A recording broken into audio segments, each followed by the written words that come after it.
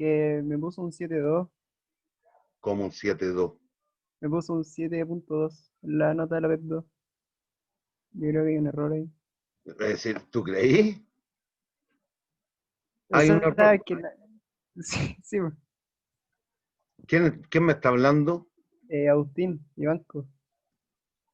Ya, pues, Agustín, basta, po. Puta Agustín. Ay, ay, ay. Dame un segundo, puta madre. Ay.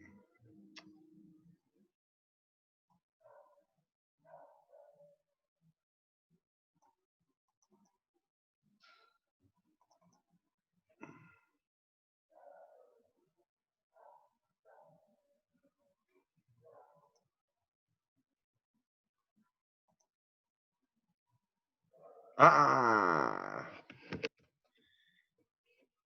ah, ya me di cuenta del error. Sí, es que al estándar, no me fijé. Al estandarizar la nota,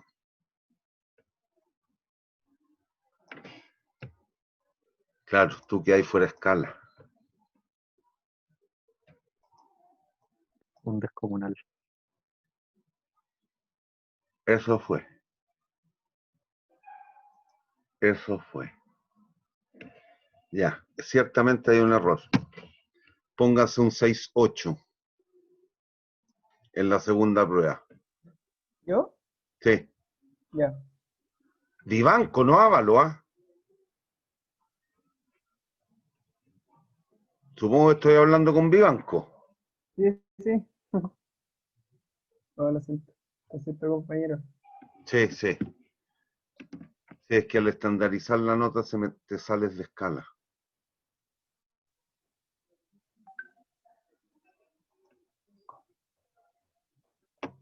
Brandenberg está. Sí, No hiciste ni una de las preguntas teóricas. me faltó tiempo. El hecho de traspasar la respuesta, me dejó. Ah, Me, ya, me- me- ya. me faltó mucho tiempo. Ya, que me llamó mucho la atención eso.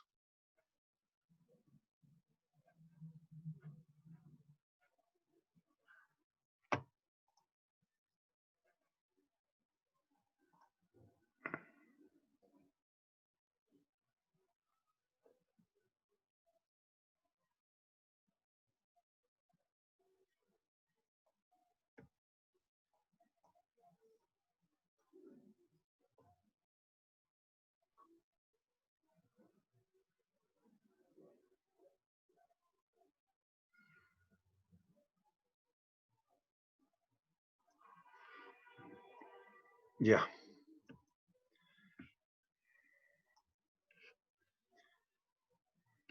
Bien. ¿Qué están viendo?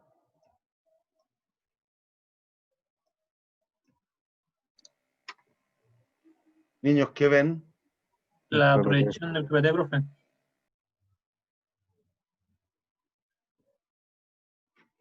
¿Y ahí qué es lo que dice el inicio?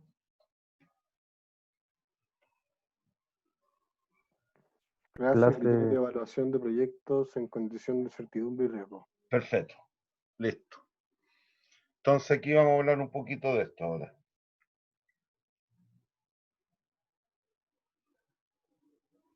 Bien. Primera pregunta que les hago. ¿Cómo pueden distinguir entre incertidumbre y riesgo? ¿Qué es lo que es cada cosa para ustedes?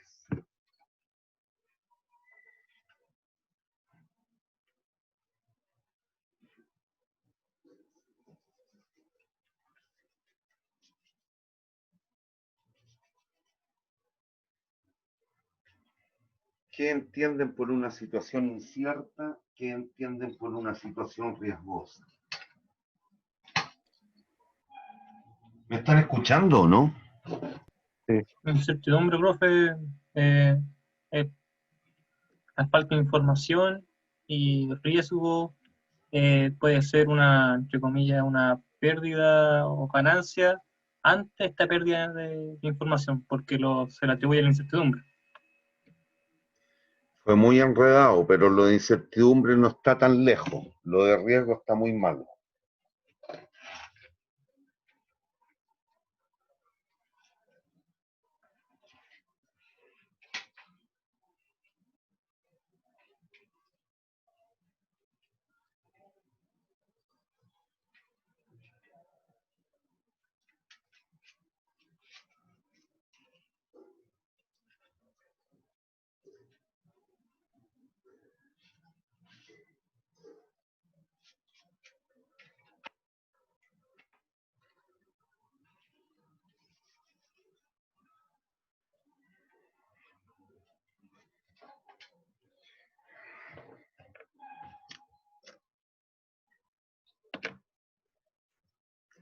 Ya, opiniones.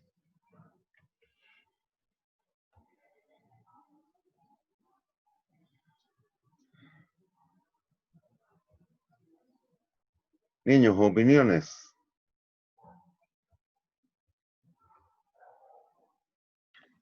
O sea, yo opino igual que el Nico, que la incertidumbre es una situación donde hay falta de información y el Ya. riesgo son las tomadas dada la situación de incertidumbre, donde puede existir una ganancia o una pérdida. La primera parte es correcta.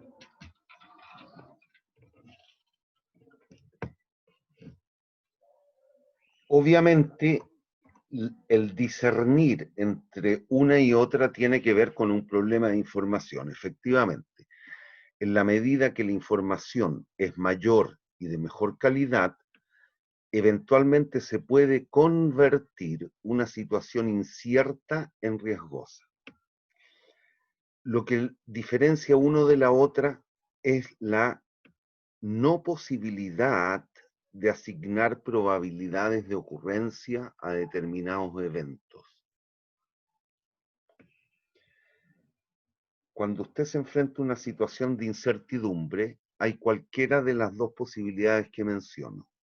La primera es que usted no conozca los potenciales resultados de un evento. La segunda es que si bien los conoce, no puede asignar una probabilidad de ocurrencia a cada uno de los potenciales resultados. Mientras que cuando usted está enfrentado a una situación de riesgo, ciertamente, estoy grabando, ¿no? Sí. Sí, profe. Ciertamente, usted conoce los potenciales resultados del evento y a la vez es posible asignar, dado el conocimiento sobre el fenómeno, una cierta probabilidad de ocurrencia más o menos objetiva. ¿Hay dudas?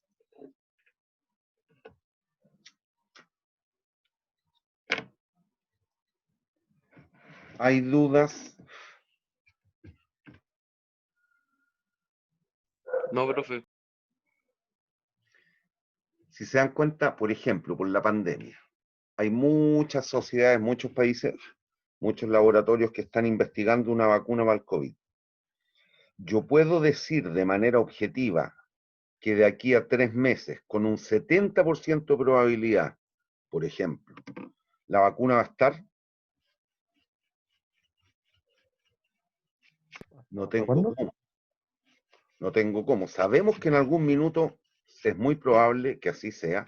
Va a existir una vacuna, pero podemos asignar una probabilidad de ocurrencia al tiempo en el cual esta va a estar descubierta. No. No. Por lo tanto, si bien yo sé que la vacuna se va a descubrir en algún minuto, no tenemos cómo asignar una probabilidad de ocurrencia. Octubre, final de octubre. Plebiscito de la Asamblea Constituyente. ¿Conocemos los posibles resultados? Sí. Al menos de la primera consulta. ¿Los conocemos? Sí. Apruebo, rechazo. ¿Hay duda? Bueno, por una serie de encuestas y todo eso que se ha ido haciendo en el tiempo, se podría prever que debiera ganar el apruebo. Algunos dicen con un margen tremendo, un 80-20, 70-30. Pero hay estudios que permiten jugarse a esas opciones. Por lo tanto, ahí estaríamos frente a una situación de riesgo. En el primer caso, el de la vacuna, estamos frente a una situación incierta. ¿Hay dudas? ¿Hay dudas, niños? No, profe.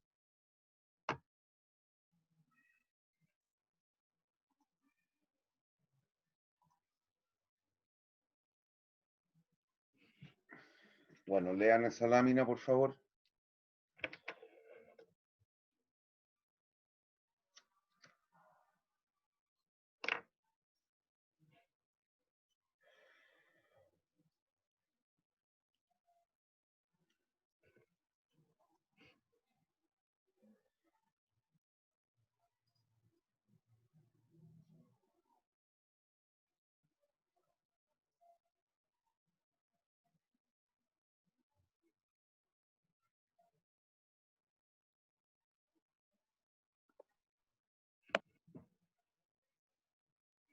¿Hay dudas? Jóvenes señoritas, ¿hay dudas? No, profe. Lean.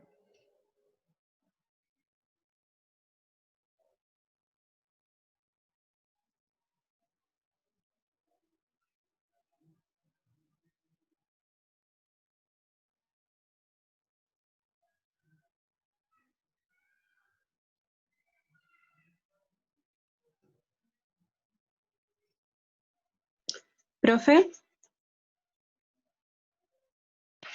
una consulta. El hecho de que el riesgo tenga alguna probabilidad, entonces quiere decir que también pueden ocurrir plan de acción como para mitigar ese Correcto. riesgo. Sí, lo que ocurre es que esa es la pregunta que les iba a hacer ahora. Ah, perdón. Pero terminen de leer y les pregunto. Ya.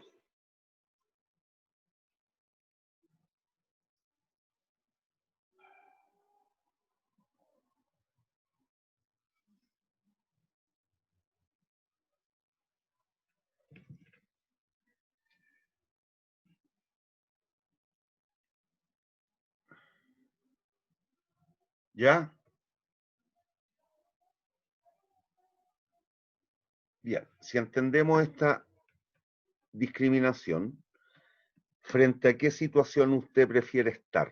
¿Incertidumbre o riesgo? Riesgo. A riesgo. Obvio. ¿Por qué? Porque en la medida que seamos capaces de definir la situación como riesgosa, eso significa que hay algunas técnicas que se pueden emplear a efecto de mitigar los efectos negativos que esto pueda presentar. En otras palabras, en la medida que usted sepa y tenga certeza, cuidado con lo que estoy diciendo, tenga certeza que está enfrentado a una situación de riesgo en vez de una incierta, obviamente hay técnicas que permiten tratar de gestionar o manejar o administrar el riesgo. ¿Cierto? Obvio.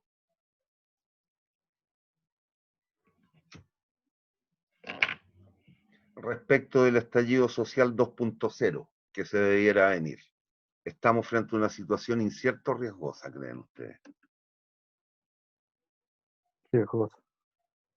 ¿Sí? ¿Podemos ver los alcances que puede llegar a tener? No. Es incierto. Yo creo que estamos frente a incertidumbre, en mi opinión, por lo menos. No sabemos en qué puede desencadenar. Si habrá golpe de Estado, no habrá golpe de Estado, los milicos se toman de nuevo el poder, no se lo toman, no tenemos idea qué es lo que puede pasar. Sí sabemos que va a venir un estallido 2.0, eso es claro. ¿Hay dudas? Profe, no entendí lo último. En ese sentido, el riesgo es que haya un estallido 2.0, pero la No. incertidumbre es... No es el riesgo. Va a ocurrir eso, Ah, ya. pero ¿Profe? los alcances que pueda llegar a tener y en qué va a derivar, yo le podría asignar una probabilidad de ocurrencia de esos eventuales resultados? No. No, Yo no porque la tengo, mayoría, yo no tengo cómo. claro. Es Profe, por eso. Bien, entonces aquí Profe. vamos a partir. Dígame. en ese mismo contexto, el hecho de que quede la cagada es un riesgo, porque igual se sabe que va a quedar la grande, ¿o No, no? no es un riesgo, es una situación incierta por ahora. Ah, sigue siendo incierto. Claro, tú sabes que van a haber desmanes, tú sabes que, ni Dios lo quiera, pero que van a haber muertos. ¿Cuántos? No se sabe. No tenemos idea. Ah, ok. A eso me refiero. Ahora, lo que ocurre es que generalmente el riesgo uno lo connota en términos negativos. Y entonces lo que trata de hacer al administrarlo es mitigar los efectos negativos que esto pueda llegar a tener. Pero eso significa que fuimos capaces de asignar cierta probabilidad. Frente a una situación incierta, si bien podemos conocer los resultados, no tenemos idea de, perdón, no es que no tengamos idea, pero no somos capaces de asignar una probabilidad de ocurrencia. ¿Por qué no? Profesor, Dígame. el riesgo siempre se connota negativo, su impacto negativo siempre, no puede ser positivo. Sí, pues, te pueden jugar a favor los eventos de la naturaleza. Ok. No obstante, sigue siendo una situación riesgosa, independiente que los resultados potencialmente son beneficiosos, sigue siendo una situación riesgosa. Lo que ocurre es que en general en el vulgo asignamos o connotamos el riesgo como algo negativo. Bien, entonces lo que... ¿Por qué no me anda? Ya, lo que vamos a analizar ahora, entonces... Ah, copié 2 veces lo mismo. Qué lindo. Copié 2 veces lo mismo.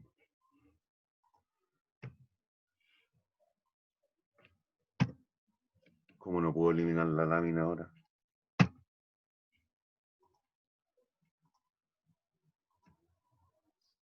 Claro, pero eliminen la que no quería. Ahí sí.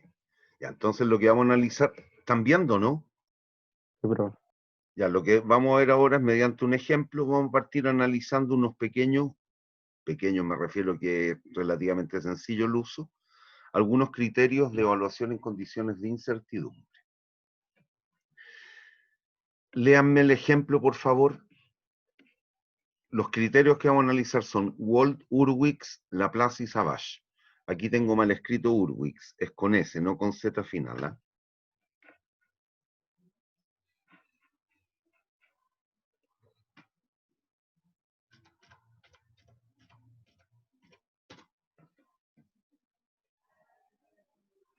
No, es con Z. Sí, es con Z. Entonces lo escribí mal en la lámina que yo voy a mostrar.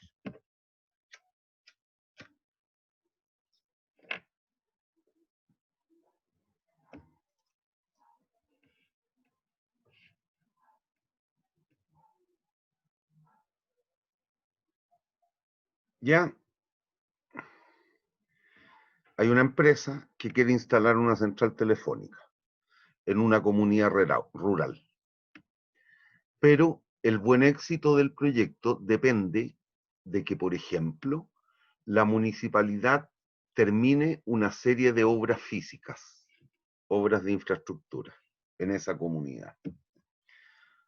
Pero eso no es resorte de la empresa. Cuánto demore la municipalidad en terminar las obras depende del tiempo y recursos que le destine la municipalidad con las empresas contratistas, a las cuales le asigne la propuesta.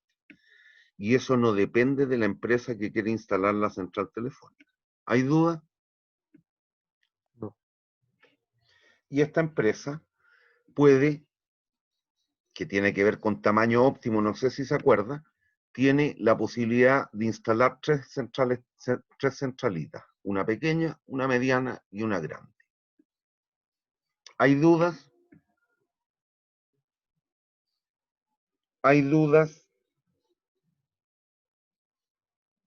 Bien, Y nos dan entonces lo que se conoce con el nombre de estados de la naturaleza, que son N y L.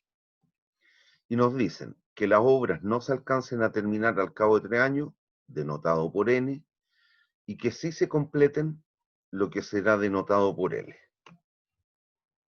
¿Hay dudas? No, profe. Bueno, reitero, la empresa no es la que está llevando a cabo las obras de infraestructura. Eso depende de un ente ajeno, por ejemplo, la municipalidad en este pueblito rural. ¿Y qué es lo que significa entonces? Que esa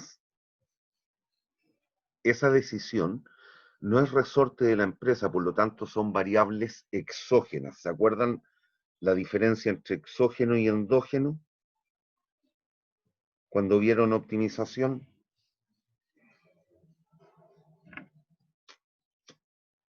No.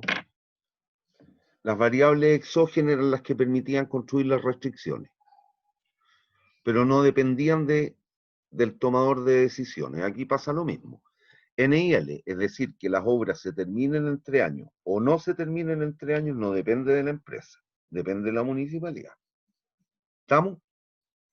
Entonces, este ejemplo lo vamos a analizar estos 4 criterios.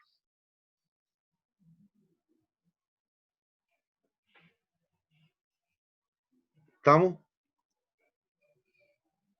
Entonces, permítanme. Ya, bueno, aquí tengo una. No.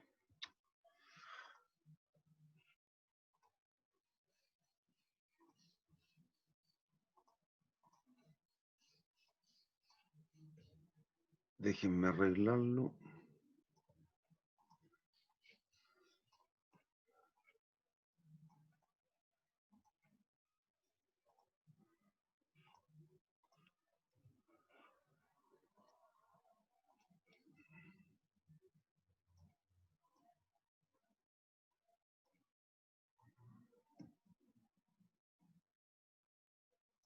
¿Qué están viendo?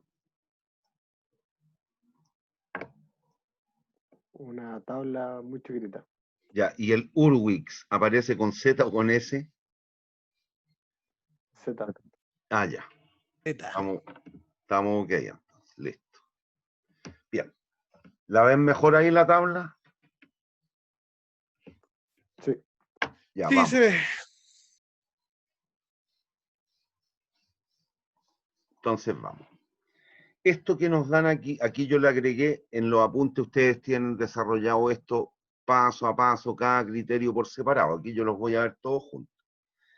Esto que nos dan aquí, esto, es lo que se conoce en este caso como matriz de utilidades. Matriz de utilidades.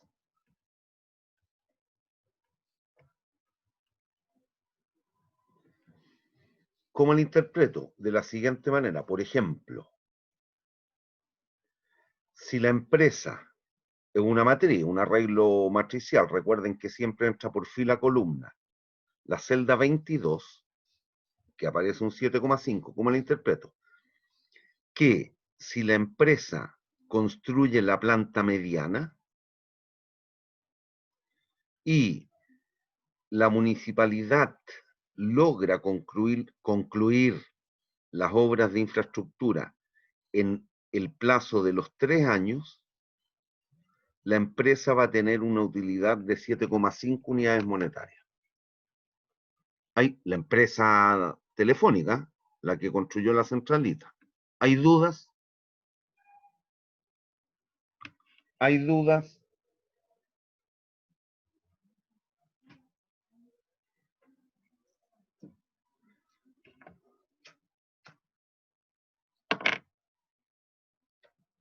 Niños, ¿hay No, dudas? profe. Ya. Entonces, ojo, aquí yo voy a ver estos criterios desde lo mismo que hacían en optimización, lo voy a concebir en su forma estándar. Y en un caso como este, los voy a analizar para maximización. Obviamente, Si estuviésemos hablando en casos como estos, que en vez de ser una matriz de utilidades, es una matriz de costos, los criterios son perfectamente adaptativos. Se adaptan. Recuerde que en programación lineal, en simplex, usted la forma estándar siempre la concebía como minimizar, pero también se podía maximizar. Acá pasa lo mismo. Son adaptativos los criterios. Entonces vamos con el DeWalt, el primero de estos. Este, por definición, Walt, tiene una perspectiva o una visión negativa. Es un criterio pesimista. ¿Qué significa eso? Que Walt asume que en general la naturaleza nos va a jugar en términos desfavorables. ¿Qué sería lo desfavorable en este ejemplo? Que las obras de infraestructura no se terminen al cabo de los 3 años. ¿Me siguen hasta ahí o no? Sí, profe. Y por lo tanto, este criterio se adecua a lo que sabemos de la refranería popular como un criterio maxi-min. Es decir, la refranería nos dice que más vale pajarito en mano que 100 volando. En eso se sustenta este criterio, por tener una visión pesimista. ¿Qué significa eso? Que Walt se va a preocupar de los, en este caso, como es una matriz de utilidades, de las mínimas utilidades. Si adopta la planta pequeña, si construye la planta pequeña, a lo menos, ¿cuánto va a ganar? 5 millones. Correcto. Si construye la mediana,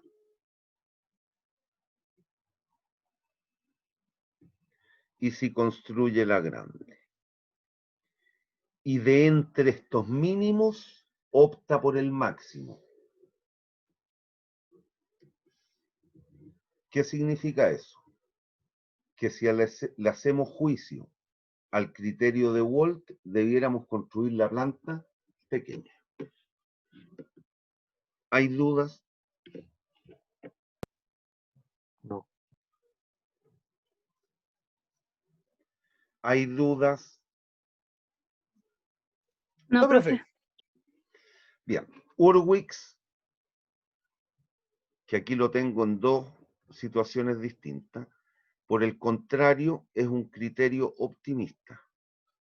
Este hombre tiene una visión optimista de la vida. Por lo tanto, piensa que en general la naturaleza nos va a jugar en términos favorables.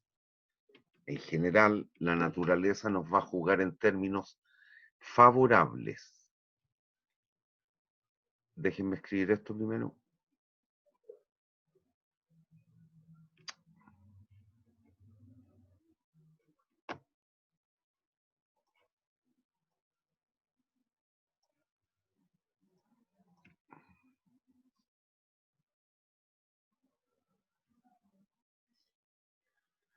Ya. ¿Y eso qué significa? Lo siguiente, aquí enfrentado a estos dos potenciales estados de la naturaleza, si lo viéramos en términos probabilísticos, ¿cuánto debiera sumar la probabilidad de que las obras se terminen al cabo de 3 años o demoren más de 3 años, N y L? ¿Cuánto debiera sumar la probabilidad de ocurrencia de estos dos estados? 1, 100.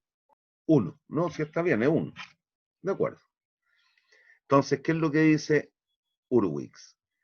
Como él tiene una visión optimista, él sesga y asigna un alfa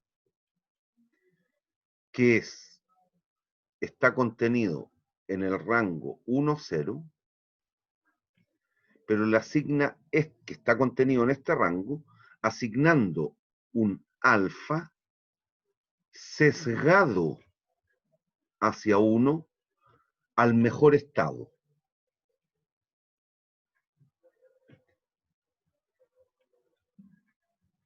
¿Cuál es el mejor estado en nuestro ejemplo? ¿N o L? L. L. Por lo tanto, aquí vamos a hacer una primera iteración considerando, no es una probabilidad porque estamos hablando de incertidumbre y no de riesgo, pero un símil a probabilidad, es un coeficiente y calcula el promedio ponderado, pero ese coeficiente lo podemos asimilar en nuestro caso a que fuese una probabilidad. Entonces, aquí lo vamos a hacer sesgando hacia el mejor estado de la naturaleza con un alfa de 0,8, que es un ponderador. Obviamente por defecto, como son solo dos, si yo digo que ocurra L sin ser probabilidad, pero ocurriría el 80% de las veces, en 100 veces, ¿cuántas veces ocurriría N? Si de 100 veces 80 ocurre N, ¿cuántas ocurriría? 20. 20. Entonces, ¿qué es lo que hace? Calcula el promedio ponderado. En el caso extremo, cuando es absolutamente optimista, y en ese caso, alfa adopta el valor 1. Y ahí se convierte en el criterio lisa y llanamente maximax. Vamos con el primero, 0,8. ¿Qué es lo que diríamos? A esto le asignamos alfa, a esto 1 menos alfa, 0,2. Entonces nos queda 0,2 por 5 más 0,8 por 6. 5,8. 0,2 por 4, 5, 0,9 más 6. 6,9. 6,4 más 0,6. 7. Y de entre este valor promedio ponderado, opta por el mayor.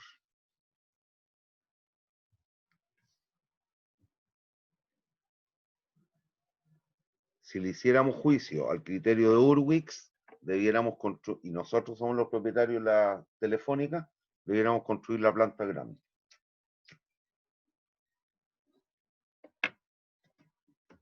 ¿Hay dudas? Y en el caso extremo, nos preocupamos del mejor estado solamente. En este caso, para los tres casos L, 6, 7,5, 8. Y optamos por el mayor. ¿Hay dudas? No, profe. Bien. Luego Laplace. No es ni optimista ni pesimista, es neutral. Y reitero, aun cuando estamos trabajando con criterios en condiciones de incertidumbre, Laplace asume que cada estado de la naturaleza es equiprobable. Por lo tanto, ¿de qué se preocupa? Solo del promedio. Él se preocupa del promedio. No es ni optimista ni pesimista, es neutral. No nos tiene por qué ir bien, no nos tiene por qué ir mal a priori. Va a irnos como nos deba ir. Punto. El promedio, o la semisuma en este caso, 5,5, 6,0, 5,5. Y de esto, que si fuesen probabilidades al decir equiprobable, opta por el valor esperado. El valor esperado es este. El máximo valor esperado, 6. Si le hiciéramos juicio a Laplace, debiéramos construir la planta mediana.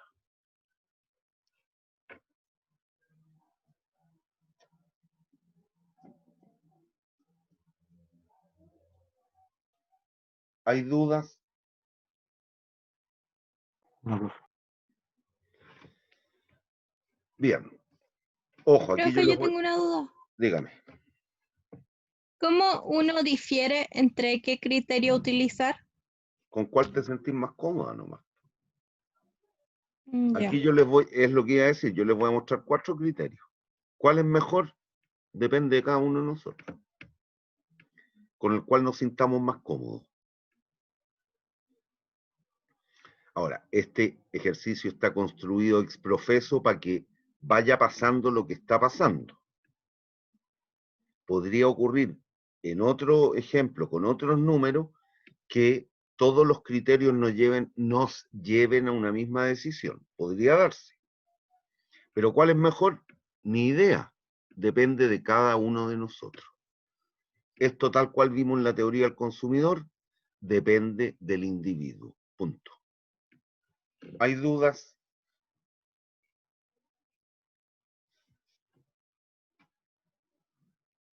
No, profe.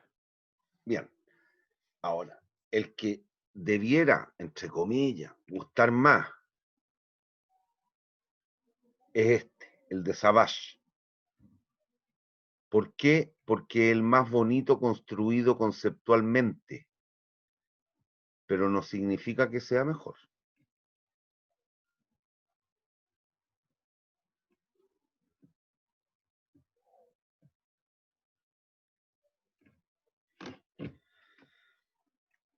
¿Y en qué consiste el criterio de Savage? En lo siguiente. Es el más bonito, y reitero conceptualmente. ¿Ah? ¿Por qué? Porque nunca olviden, en toda decisión, ¿qué es lo que hay?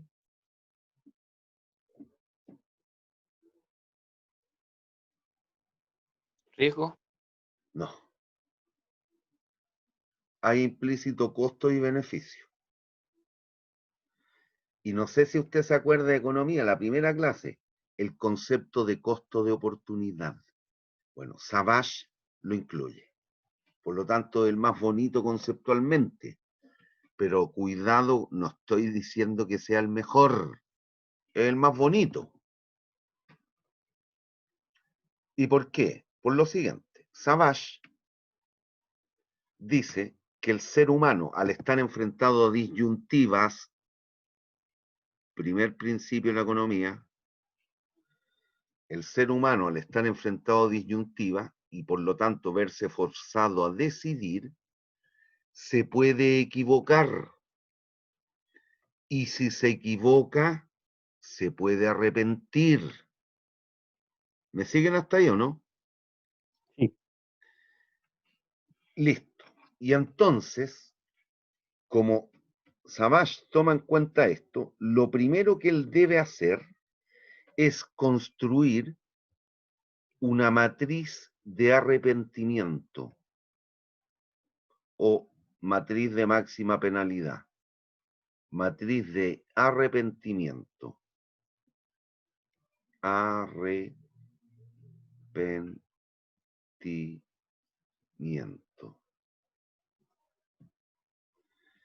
Y a esa nueva matriz, él le agrega o le aplica el criterio de Wald. Ojo, es el criterio de... Aquí le puse igual de Hill. Puedo haber puesto Maximin solamente. Punto. Pero para que lo tengan claro, a la nueva matriz que él construye le aplica el criterio de Wald. No es Wald, es Savage lo que estoy haciendo.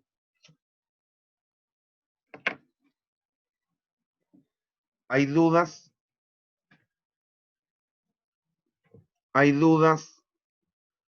No. Ya. Bueno, miren, para entender cómo es re fácil la técnica, pero entienda el concepto que subyace. Si usted construye la planta mediana, por ejemplo, ¿me siguen? Ahí puse un puntito rojo, no sé si lo ve. Sí, profe. Ya. Y se da el estado, perdón, usted construyó la planta mediana y se da el estado de la naturaleza L. ¿Me siguen o no? ¿Cuánto va a ganar? 7.5. ¿Cuánto pudo haber ganado si hubiera conocido esa información ex ante?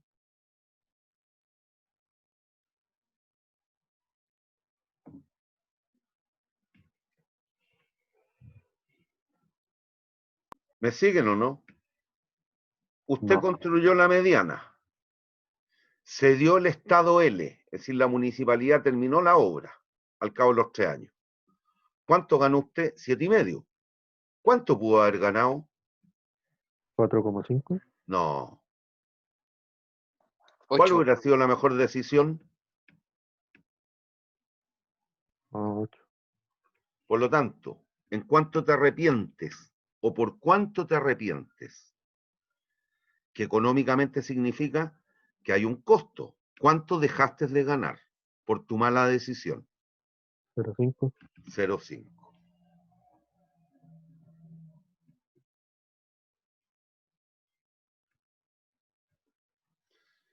Pero si tú hubieras construido la grande y se dio L, ¿cuánto dejaste de ganar?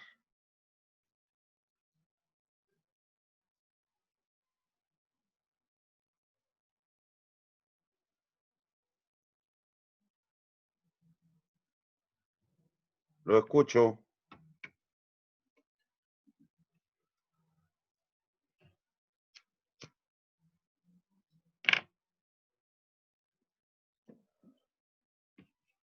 Niños. Se me fue la... Ahí sí. ¿Cuánto dejaste de ganar? Si tú construiste la ¿Puedo repetir grande, la pregunta? si tú construiste la grande y se dio el estado L, ¿cuánto dejaste de ganar? 0. Ni uno. Acertaste. Listo. Entonces, se construye la matriz de arrepentimiento.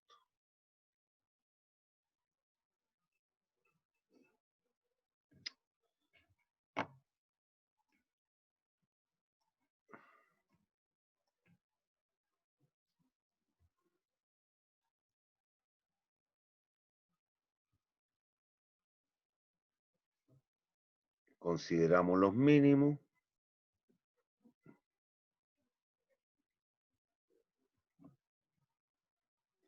Y de estos mínimos, optamos por el mayor. Si le hacemos juicio a Savage, construiríamos la planta mediana. Es cuando menos nos vamos a arrepentir. Es fácil, cabros, construir la matriz de arrepentimiento.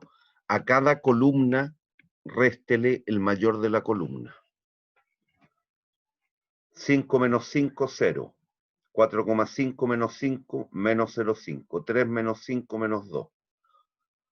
6 menos 8, menos 2. 7,5 menos 8, menos 0,5. 8 menos 8, 0. Ahí está. ¿Hay duda? Esta es la matriz de arrepentimiento. O de máxima penalidad. O de costo de oportunidad, como lo quiera decir. Máxima penalidad. ¿Hay dudas? Jóvenes. No, profe. ¿Hay dudas? No. ¿Hay dudas? Bueno, ¿qué es lo complejo de esto? Si se dan cuenta, de aquí para allá, ni una complejidad. Si son facilitos estos criterios. El problema es llegar a esto, a la matriz de utilidades. Que esos son puras ficciones o aventuras. Es solo tener una capacidad predictiva, pero sin tener grandes argumentos. ¿Hay dudas? ¿Hay dudas? No. Bien. Entonces, ¿qué es lo que vamos a tratar de hacer? Con esto, porque efectivamente podemos, vamos a tratar de empezar a convertir esta, que era una situación incierta, en riesgosa.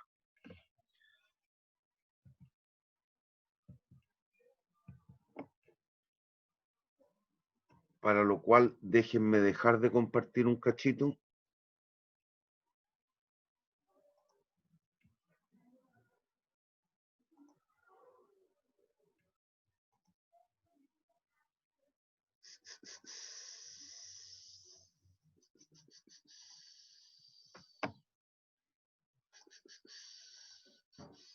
Eje.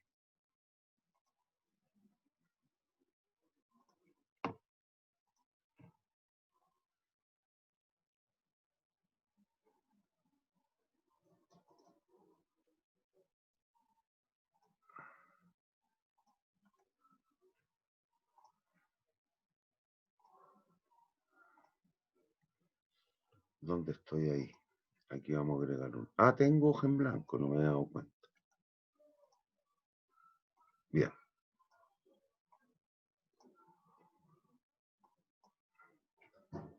Ya.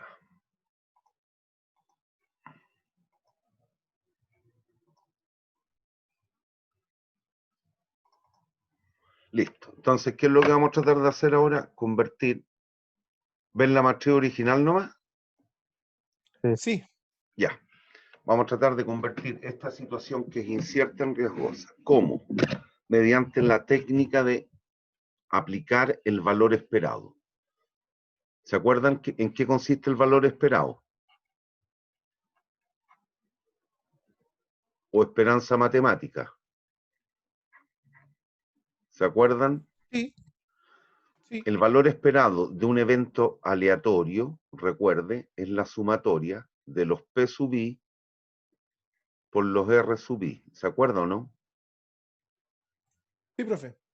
Con P sub I, obviamente contenido en el rango 0,1. Un evento cierto, ¿qué probabilidad de ocurrencia tiene? 1. Un evento que nunca ocurre, ¿qué probabilidad de ocurrencia tiene? 0. Listo. ¿Hay dudas?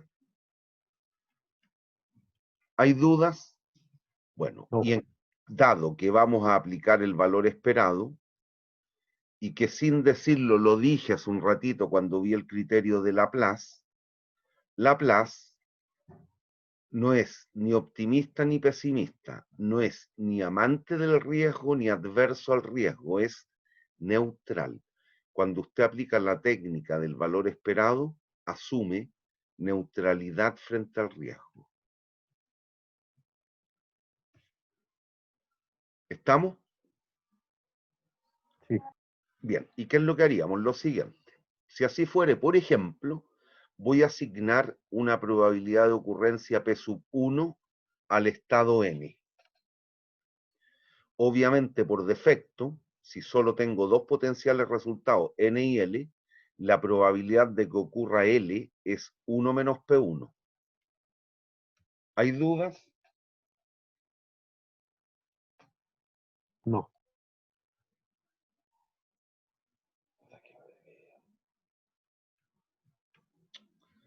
Ya, entonces calculamos los valores esperados. El valor esperado, la planta pequeña, sería 5 por P1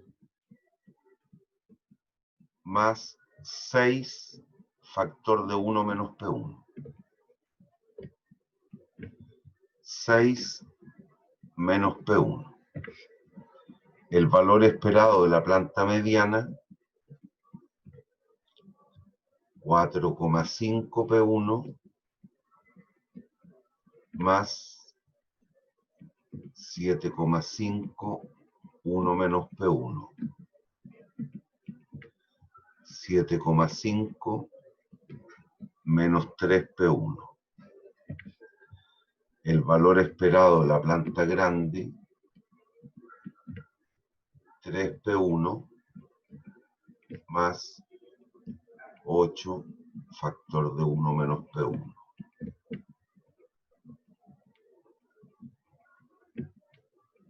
¿Hay dudas hasta allí, niños? No. Bien.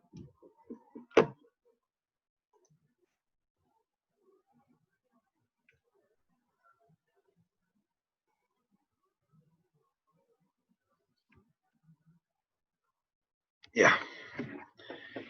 Con el análisis que vamos a hacer ahora, va a quedar refrendado lo que ocurrió hace un ratito cuando fuimos aplicando los distintos criterios. ¿Qué es lo que hacemos aquí? Conocido esto, dos posibilidades. Una, que la vamos a hacer obviamente, representar gráficamente dichas funciones.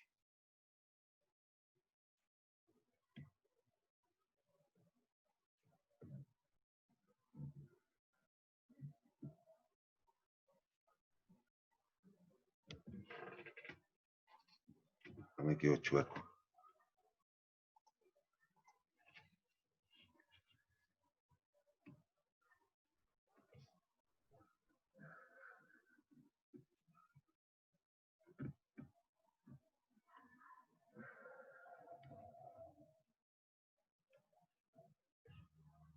más o menos quedó.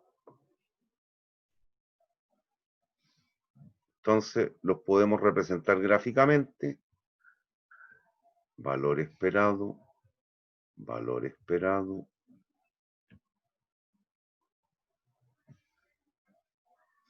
P1 entre 1 y 0. Y si graficáramos bien ¿conocen las hojas de papel milimetrado? Sí, ¿Las ocuparon en alguna materia? Sí, ¿Sí? no en la universidad no. ¿cómo que En el no? colegio sí.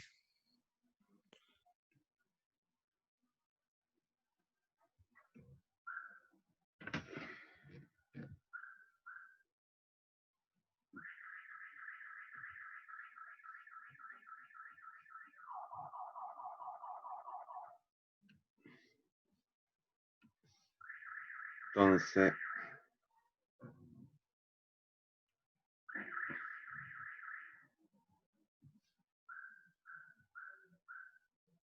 graficamos.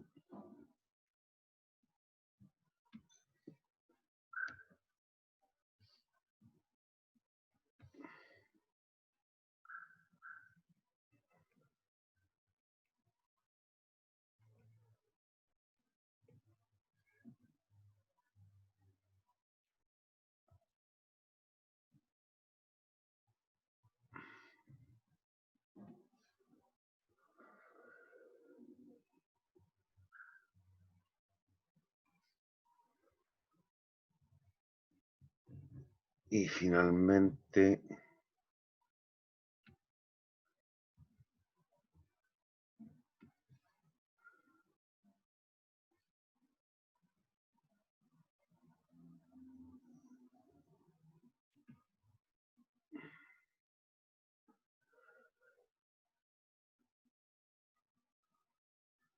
más o menos.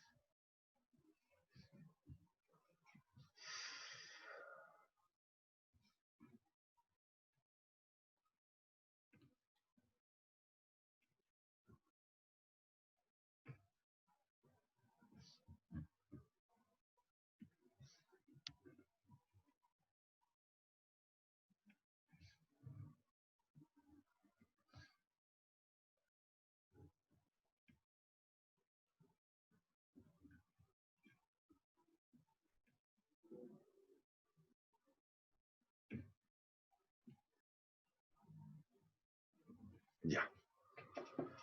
Quedó más o menos mono, no quedó tan malo.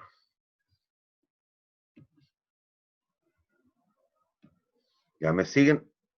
Ahí estamos gráficamente, pero vamos analíticamente. Si se dan cuenta, en este caso ocurren las tres intersecciones, entonces las busco. ¿Cómo? Igualando los valores esperados.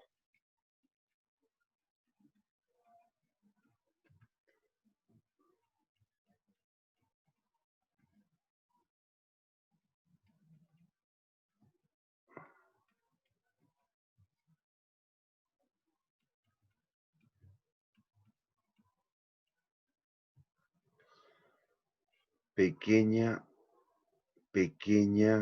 con la mediana, esto.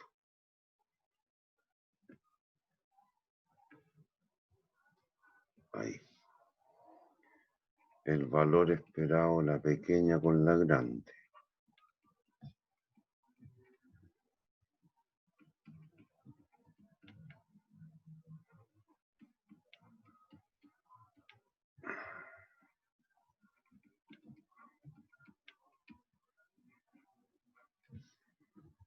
Pequeña con la grande.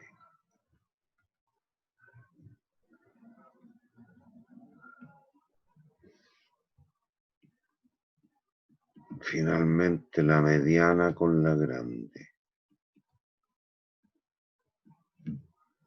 Mediana con grande, 0,5. 2P1.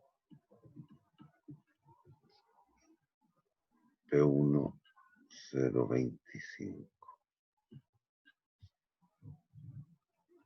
0,25.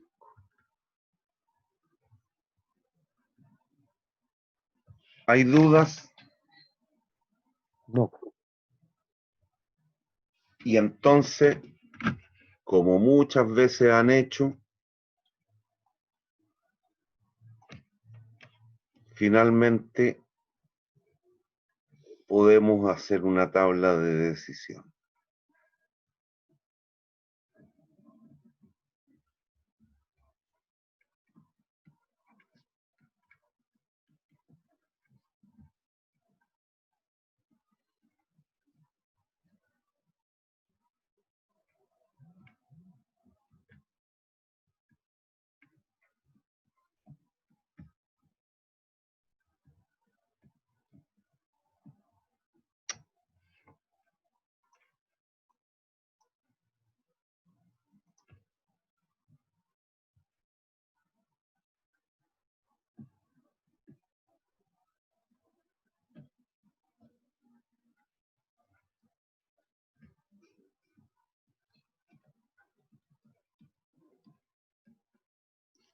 Oh, no va a caber.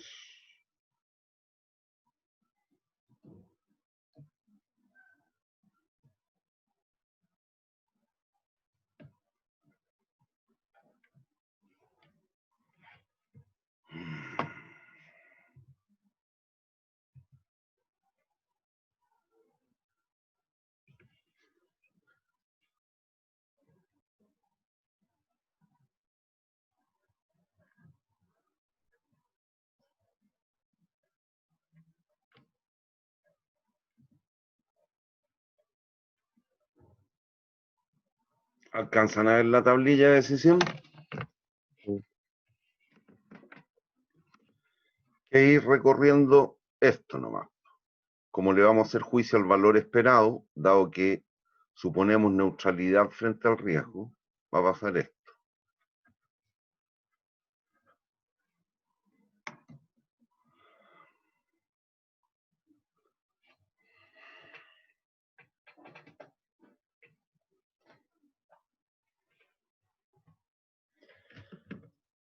Entonces, una situación que era incierta la estamos tratando de convertir en riesgosa. Esto lo hacemos nosotros sin tener mayor información. Pero ahora usted se puede apoyar en juicio de un experto.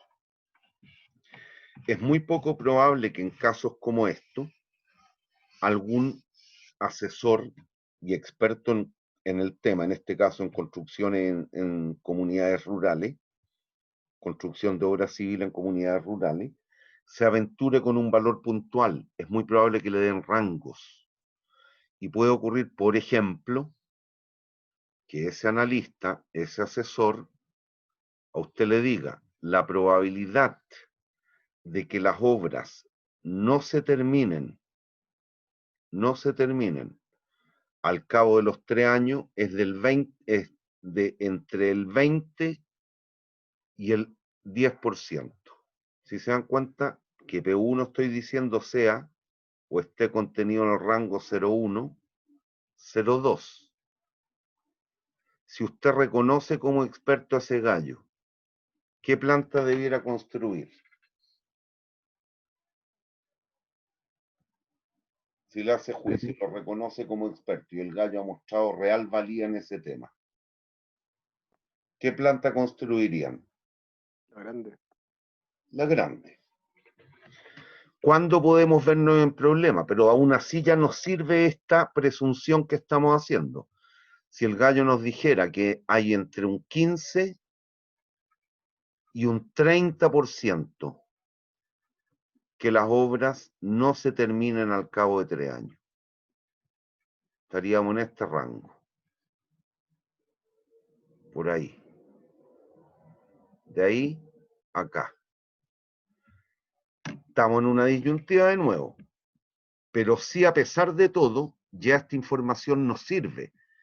Porque a pesar de ello, hay una planta que descartamos. ¿Cuál descartaría usted de plano en un caso como este? Aquí va a tener la duda. Entre el 20 y el 30, pero ¿cuál descarta de frentón? La pequeña. La pequeña, y eso ya es bueno. ¿Me entiendo, no? Sí. Bueno, aquí quedó de manifiesto lo que nos mostró la resolución tabular que hicimos hace un rato. Si se dan cuenta, independiente que el concepto lo definimos hace mucho tiempo atrás y con otro fin, en este caso, ¿hay dominancia de una estrategia por sobre otra? No. No. Y eso queda de manifiesto. Nos vamos a mover en cualquiera de los tres tamaños, o grande, o mediano, o pequeño, y las tablas, los criterios que aplicamos hace un rato nos llevaron a lo mismo. Walt nos decía la pequeña, Savage nos decía la mediana, Urwix nos decía la grande, y Laplace nos decía la mediana también. No hay dominancia de un criterio por sobre otro. Y estaríamos convirtiendo una situación incierta en riesgosa, mediante la aplicación de la técnica del valor esperado. ¿Hay dudas? No, profe. Ya. ¿Cuándo habría dominancia? Bueno, ahí usted claramente lo debiera percibir. Si ocurriera algo así, por ejemplo. El rango de probabilidad debiera estar entre 0 y 1. Aquí estoy llegando, por ejemplo, a que la probabilidad es 3. ¿Es factible que algún evento aleatorio tenga una probabilidad de ocurrencia del 300%? No. Imposible. De manera análoga, ¿cuándo usted va verificando que podría haber dominancia? Cuando se dé algo así, bájale. Algo así aquí. Profe, ¿es imposible o improbable? Me estáis preguntando. ¿Puede Sí. un evento tener un 300% de probabilidad de ocurrencia? No. Ya, entonces, pues, ¿es factible eso?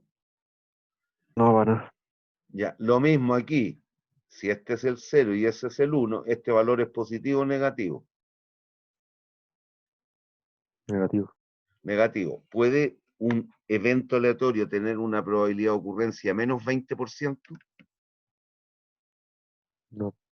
A lo menos será 0, pero no menos 20. ¿Hay dudas? ¿Hay dudas? No, Aquí probabilidad mayor que 1 y aquí probabilidad negativa, menos 0,2, por ejemplo. Imposible, infactible, infactible. ¿Hay dudas? ¿Hay dudas? No, profe. Ya. Démonos un recreo y continuamos con el coeficiente de variabilidad. Ahora nos vamos inmigrando hacia riesgo ya. Entonces vamos a dejar de compartir. Vamos a detener, pausar la grabación. Ya. Entonces tenemos estadígrafos de posición, de dispersión, y lo que busca el coeficiente de variabilidad es relativizar la desviación respecto del valor promedio en el fondo. En nuestro caso, aplicado a lo que son los proyectos, el coeficiente de variabilidad se determina de esta manera. Es la desviación de los flujos de caja del proyecto en la última línea de la transparencia, partido por el van esperado, siendo el van esperado el valor esperado del van en el fondo, y la desviación del proyecto es la desviación de los flujos de caja del proyecto respecto del valor central de cada flujo. ¿Hay dudas? ¿Y cuándo sirve? Si se dan cuenta, si la desviación de los flujos es 0, significa que los flujos son ciertos o riesgosos. Pura lógica hay que aplicar.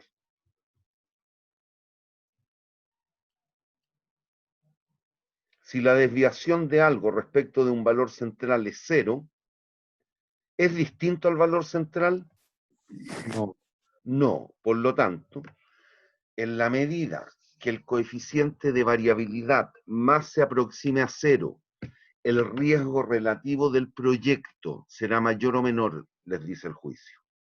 Menor. Menor.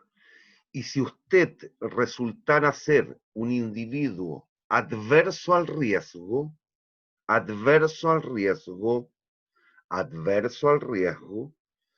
optaría por aquel proyecto que presente una menor o mayor dispersión respecto del van esperado, del valor central, significa eso. ¿Qué les dice el criterio, el juicio? Menor.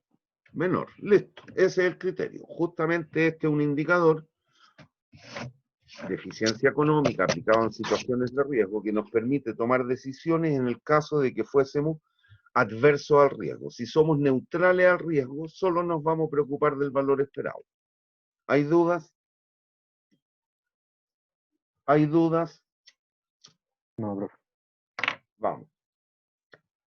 Entonces, ¿cómo calcularíamos el flujo de caja esperado de un periodo cualquiera? Como los potenciales resultados de ese flujo por la probabilidad de ocurrencia de cada uno de ellos. ¿Cómo calcularíamos la varianza? Como la diferencia entre cada uno de los resultados menos el valor esperado al cuadrado por la probabilidad de ocurrencia, lo que vieron en estadística.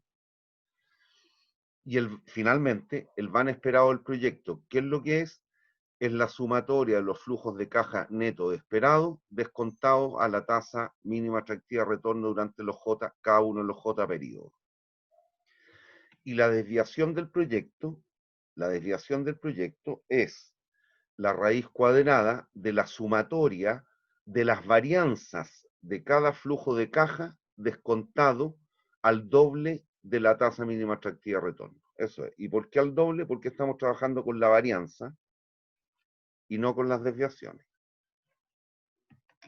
Esta es una técnica nomás. ¿Estamos? Pero nos permite tomar decisiones en el caso digo, de aversión al riesgo.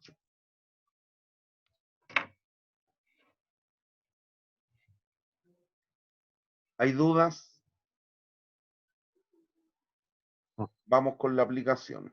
Se van a dar cuenta que hay que hacerlo ordenadito, nada más.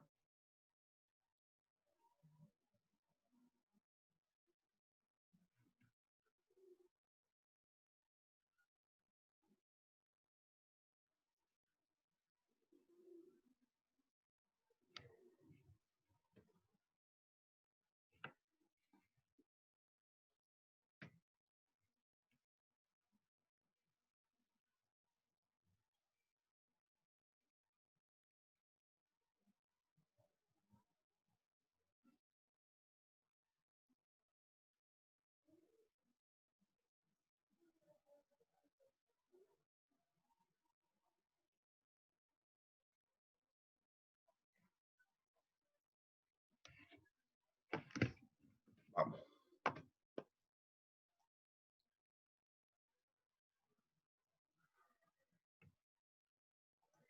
Ya, cuidado.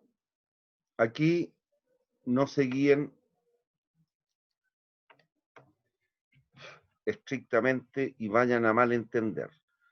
Aquí tengo dos proyectos, un proyecto A y un proyecto B, y no tiene por qué ser simétrico o equivalente. Aquí me refiero con simétrico, si se fijan aquí, la inversión, el flujo 1 y el flujo 2, en cada uno de los dos proyectos puede tomar solo dos valores. En algún caso aquí podrían ser tres valores, 7008, 8000 y 8004. Aquí podrían ser cuatro, 8007 y 8008 con determinada probabilidad de ocurrencia. No tiene por qué ser idéntico. 2, 2, 2, 2, 2, 2. ¿Me siguen? ¿Me siguen? Sí, profe. Ya.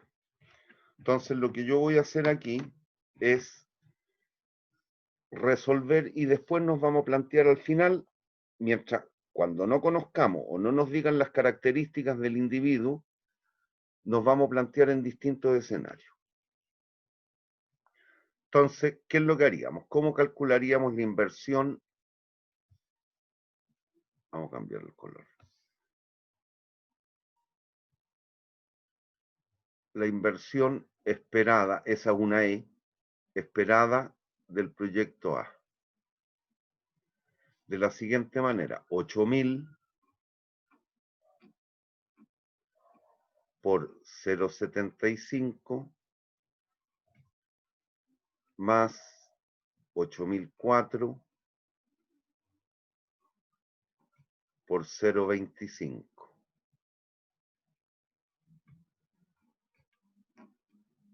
$8.100. ¿Hay dudas?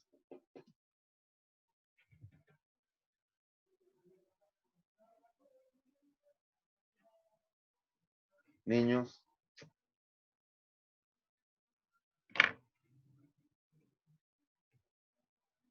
No, profe.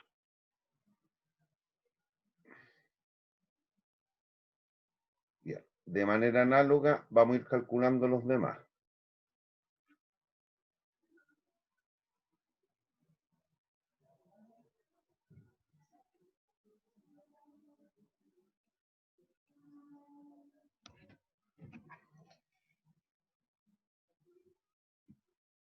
F1A esperado. 8.000 por 0,5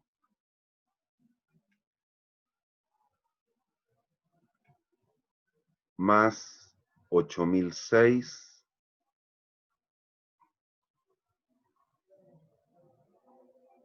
por 0,5.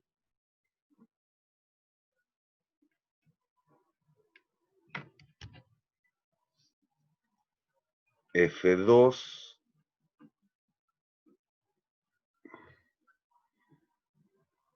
8.000 por 0,8 más 8.500 por 0,2.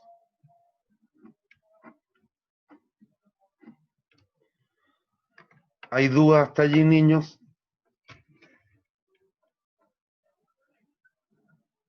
No.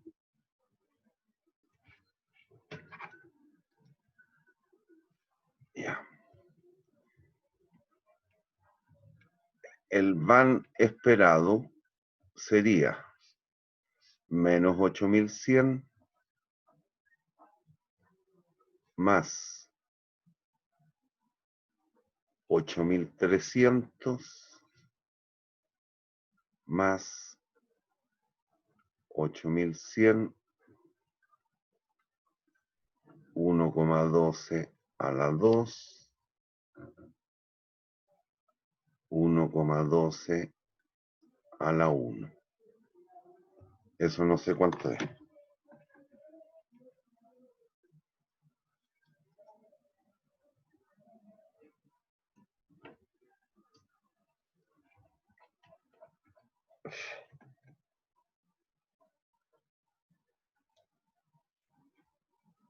¿Alguien me hace ese número?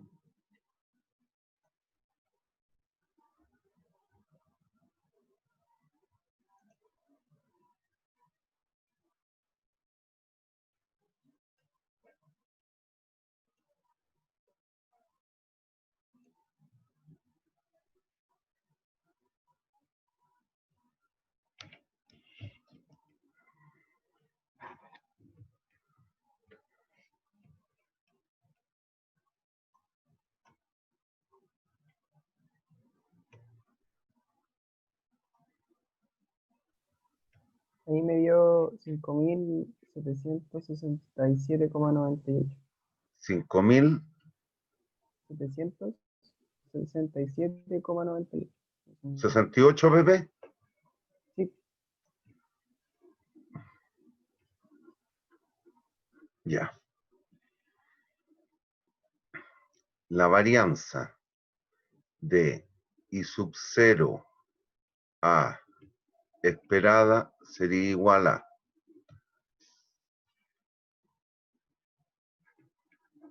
8.000 menos 8.100 al cuadrado por 0,75 más 8.004 menos 8.100 al cuadrado por 0,25. 390.000, 22.500 más 7.500, 30.000 creo.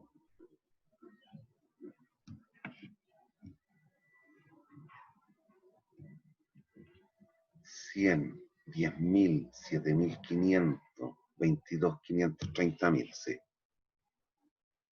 sí. La varianza de F1 a esperado sería igual a 8.000 menos 8.003. Las fórmulas que saben de estadística.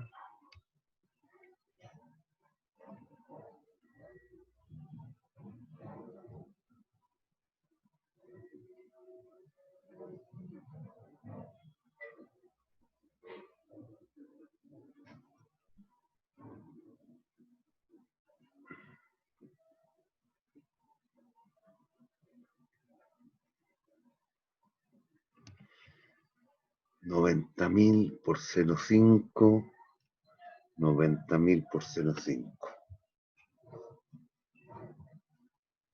Sigma cuadrado F2A esperado igual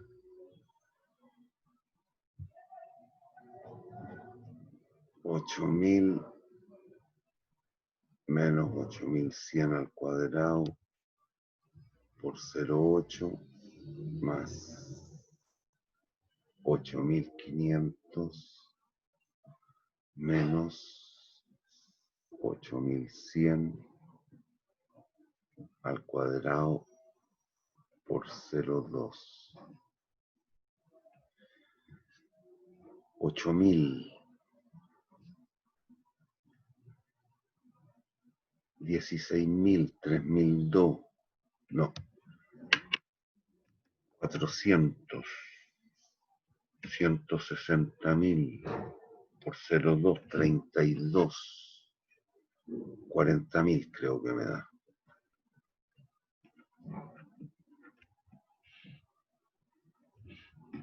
Hay que verificar esos números.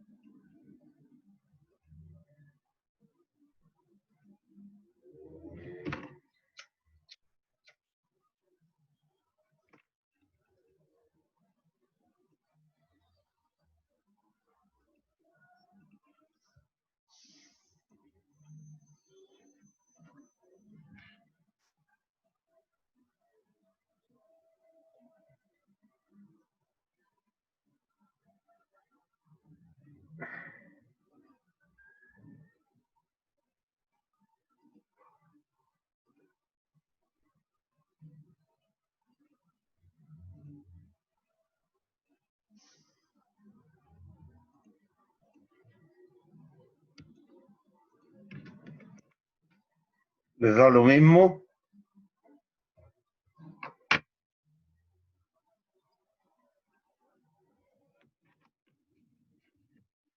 Por lo tanto, la desviación del proyecto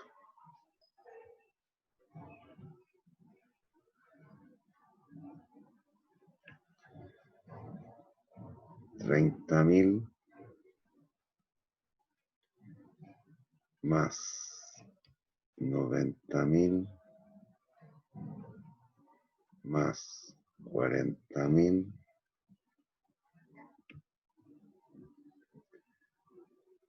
1,12 a la cuarta 1,12 a la 2.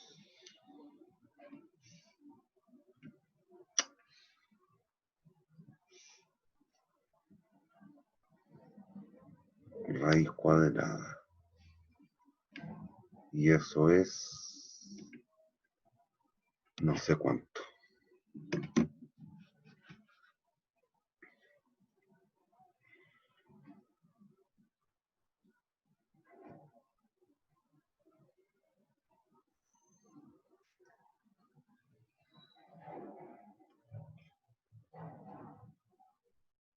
Me dio 356.6, 61. 356 61 aprox. 61. Y el coeficiente de variabilidad entonces 356,61 partido por 5007,68.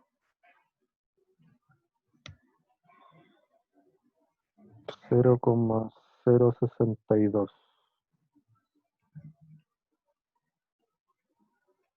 Aprox. Gracias. ¿Hay dudas, niños, hasta aquí? ¿Estos valores estaban bien entonces? Las varianzas. Sí. Ya. Niños, ¿hay dudas? No, profe.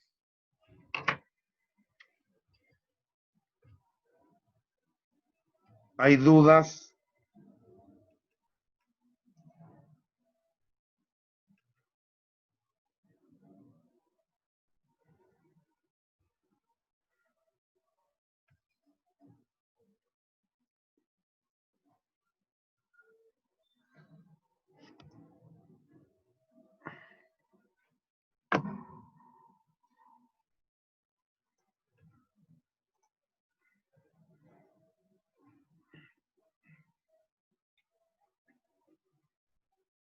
Correcto, eran correctos los valores que me dijo. ¿Quién hablaba? ¿Quién me dio los números? Yo, ¿Quién es yo que no estoy viendo como no tengo prendida la cámara? Gutiérrez. Gutiérrez. Bien. Ya. El B se hace de manera análoga y llegaríamos a esto.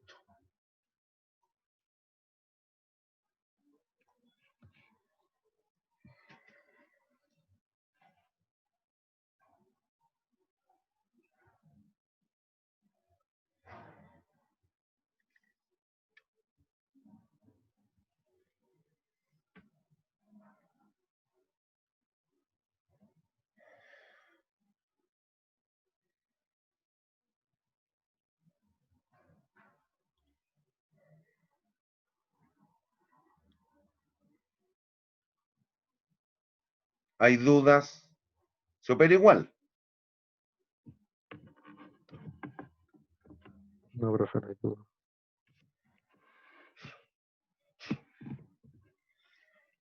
Listo. Entonces, aquí tenemos los resultados.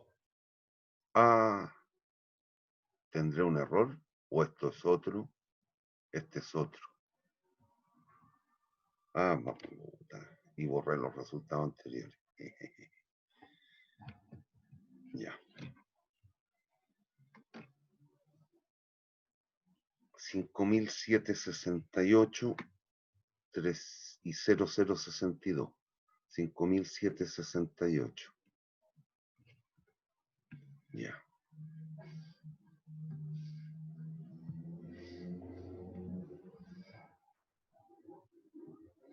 ¿Por qué no me toma el lápiz?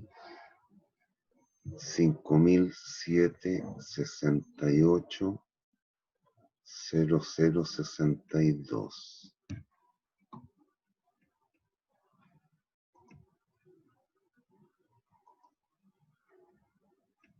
Y este otro 5857 0087. 5857 0087.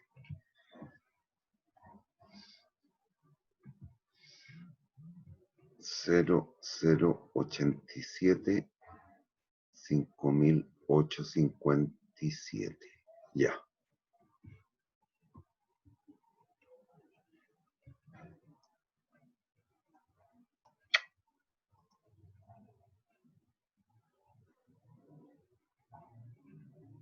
Entonces, concluyamos. Como nada nos dijeron en contrario, aquí nos planteamos en distintas opciones o escenarios nosotros.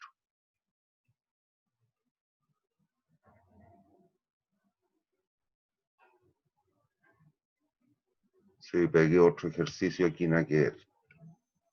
Entonces, si los proyectos son independientes,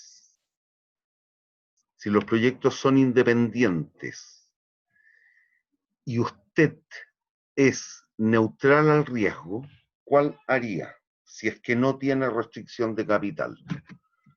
Estos eran los datos de la, estos eran los datos de la, estos los del B. Si los proyectos son independientes, usted es neutral frente al riesgo y no hay restricción de capital, ¿cuál harían? Ambos. Ambos.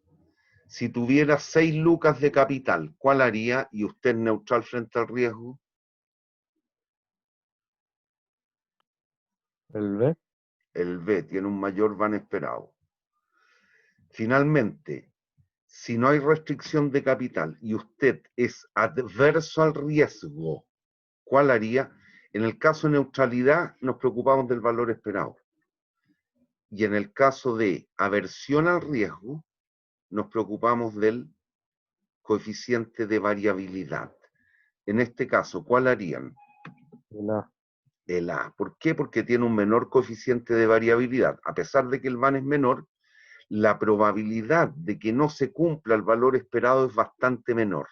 Por lo tanto, optaríamos por el proyecto A. ¿Hay dudas?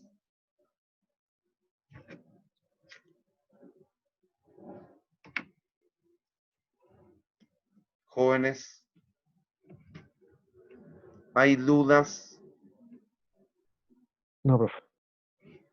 Bien, hoy día llegamos hasta aquí, muñecos.